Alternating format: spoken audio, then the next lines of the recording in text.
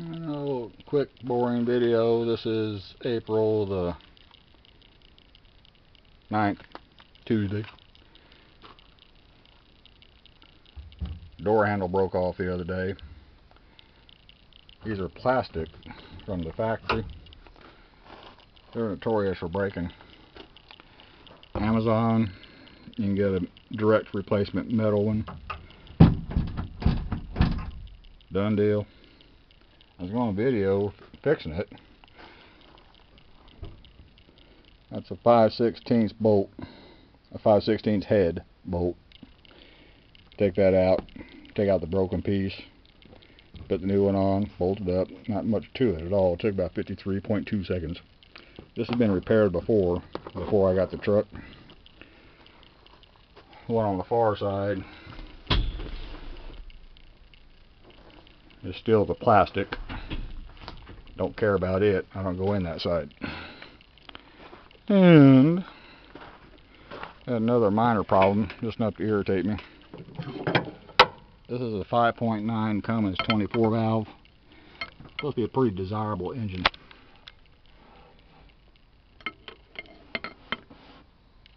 This right here is your fuel shutoff solenoid. When you turn the key on, down here at the bottom, solenoid energizes and pulls up your fuel valve to allow fuel to your injection pump. It's got a little spring return on it. The solenoid's either dirty or getting a little weak. Well, no, it's Ford. Barely new. It's only 1993 F-700. Real common engine. How much can that solenoid cost from Ford? $569. They've done upgrades, of course. You look on the internet, you'll find a bunch of them that are 3-inch centerline on the two mounting bolts. This one is 2.5-inch centerline. So when I get home this evening, I have to go through the internet again and find that little solenoid assembly with 2.5-inch centerline on the mounting bolts. The one that's 3-inch centerline is $29 a part. So obviously I'm not going to buy one from Ford. So I'll do some more searching. If I find the part number, I'll try to post it after I get the part and make sure it's the right one. All I got to do now is turn the key to the on position. If it sticks and I have a no start condition, just come out here with the key still on, pull that valve up to open. The solenoid will hold it. It's just having a tough time pulling it up. Start truck, runs fine. Solenoid will not de-energize again or drop out until you turn the key off. Well, leave the key on. Anyway, that's what's going on today. Like my old truck. Looks kind of ragged, but it's a good one.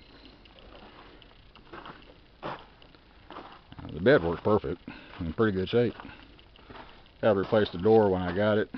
When it was in the storage lot, they ran into it with something big and destroyed the door and the window. Again, that wasn't that big a deal. If it bothers me, I'll turn Jerry loose with a paintbrush and let her paint it. See the underside of the bed. All in all, not too bad a shape.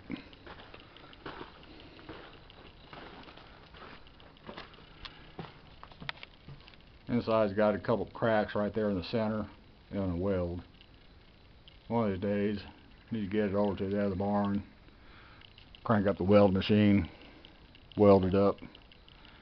You ever wondered why people keep their dump truck beds up? It's so the rainwater drains out, you don't rust out the bed. If it won't maintain position on the hydraulics with the bed up pretty much forever, fix your hydraulics. Means you got a bad cylinder. This one doesn't. It'll stay up from now until it blows a hose. Got one little seat right there coming off the wiper. See that fitting's a little wet. See a little wetness down there. I ain't gonna worry about it. All in all, a good truck for what I paid for it, which wasn't very much at all. Air Force government surplus. Anyway, that's all for today.